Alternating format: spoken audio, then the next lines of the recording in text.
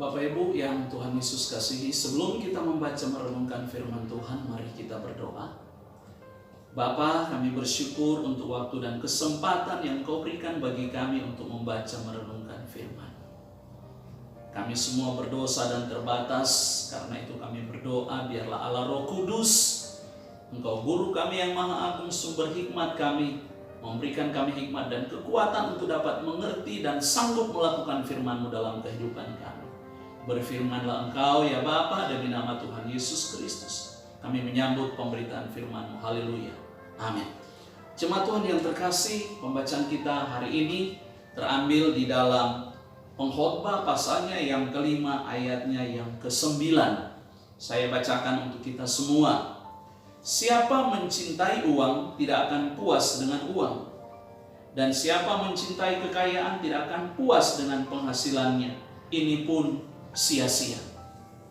Jemaat Tuhan yang terkasih, renungan kita hari ini saya memberi tema benarkah uang, jawaban dan solusi dari segala masalah kita.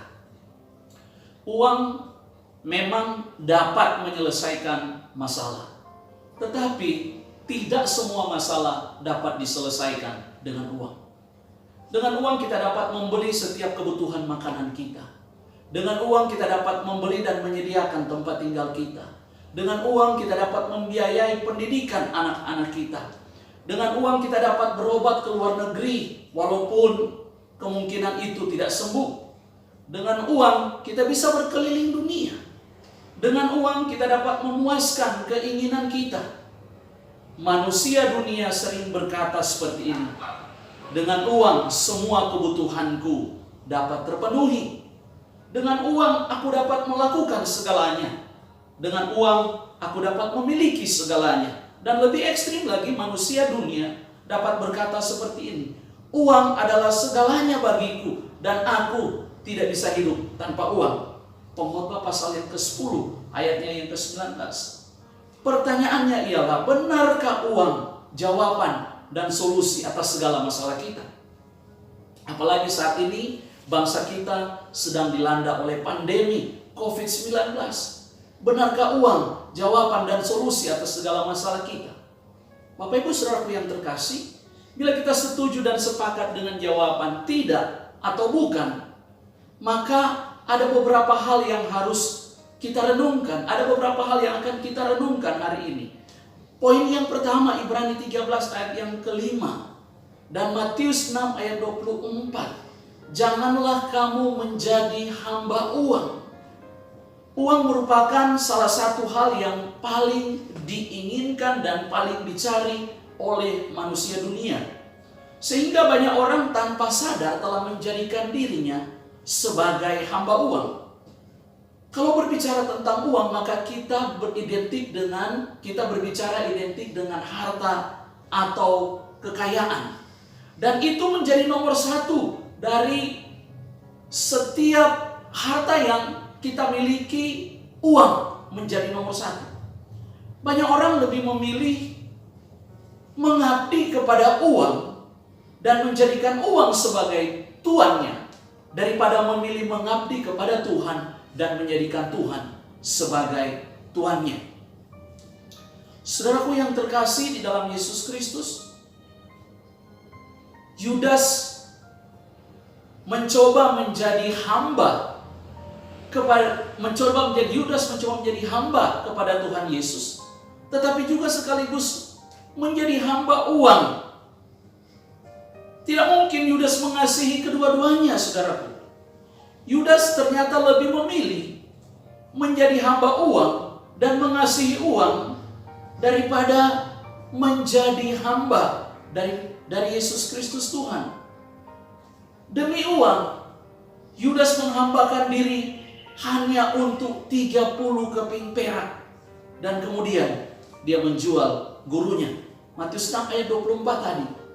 Jemaat Tuhan yang terkasih, orang yang menjadi budak uang itu rela melakukan apa saja demi uang.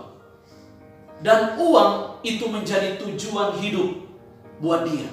Dan dia rela bahkan mati untuk uang. Saudaraku yang terkasih, maka kita harus memilih. menjadi hamba dari Tuhan Yesus atau menjadi hamba uang?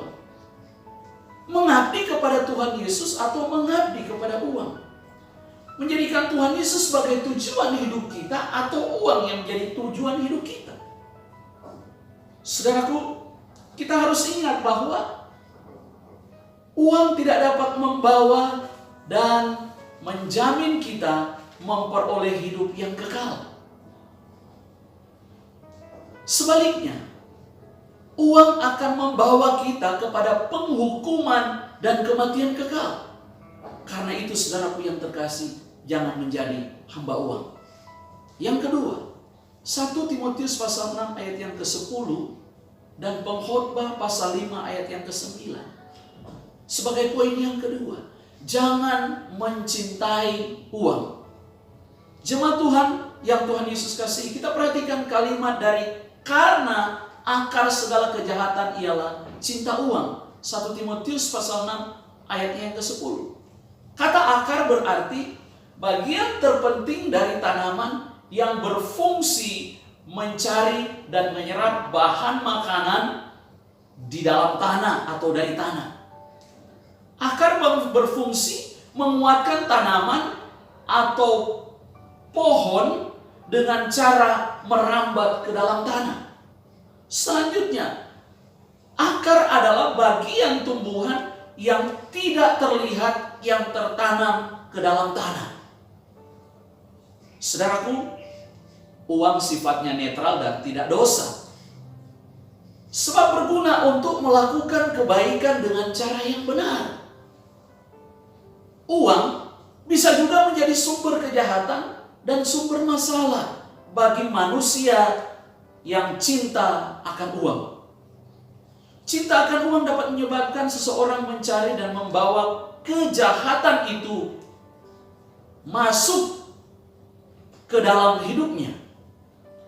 Cinta uang akan dapat menyebabkan seseorang menghalalkan segala cara untuk memperoleh uang dan lupa akibat daripada cinta akan uang itu. Maka apa akibat daripada cinta akan uang? Akibat daripada cinta akan uang akan membawa kita jatuh ke dalam berbagai-bagai pencobaan. Akan membawa kita masuk ke dalam jerat dan nafsu yang mencelakakan. Akan membawa kita ke dalam kebinasaan kekal. Mencintai uang akan membuat kita kehilangan iman atau dapat membawa kita meninggalkan Tuhan. Mencintai uang membuat kita tersiksa dan menyiksa diri kita sendiri ke dalam berbagai-bagai duka. Mengapa manusia bisa jatuh dan cinta akan uang? Jawabannya ialah karena tidak punya rasa takut akan Tuhan. Mengapa manusia jatuh dan cinta akan uang?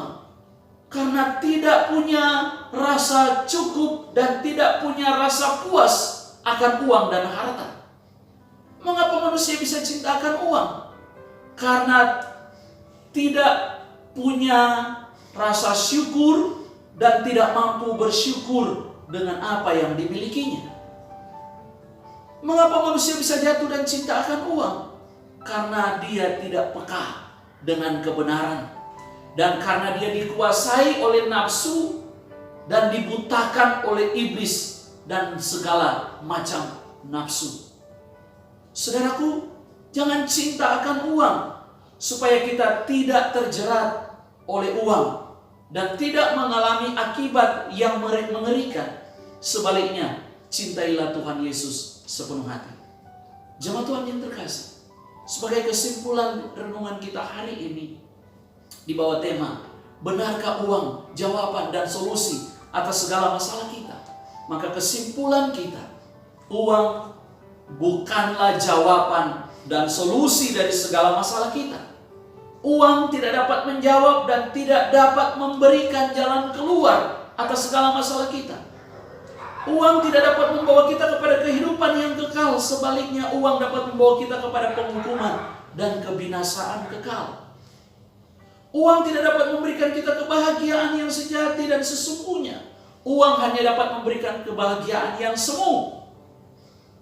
Uang tidak dapat mengobati hati kita yang terluka dan tidak dapat menyambung jiwa kita yang mengalami keretakan. Uang tidak dapat membeli kesejahteraan hidup sejati. Uang tidak dapat membangkitkan saudara kita yang kita kasihi dari kematian. Uang tidak dapat menyembuhkan kita dari kekhawatiran dan kecemasan yang menguasai hati dan pikiran kita. Karena itu jemaat Tuhan yang terkasih, jadikan Tuhan Yesus sebagai segalanya dalam hidup kita. Sebab Dia adalah satu-satunya jawaban dan solusi atas segala masalah kita. Tuhan Yesus memberkati. Mari kita berdoa. Bapa, kami bersyukur buat firman-Mu yang boleh memberkati kami hari ini. Mampukan kami untuk menjadi pelaku firman-Mu ya Tuhan. Dan mampukan kami untuk tetap terus menjadikan Engkau sebagai segala-galanya dalam kehidupan kami. Karena hanya Engkaulah satu-satunya jawaban dan solusi atas segala masalah yang kami alami. Terima kasih buat firman-Mu. Demi nama Tuhan Yesus Kristus kami bersyukur buat firman-Mu. Haleluya. Amin.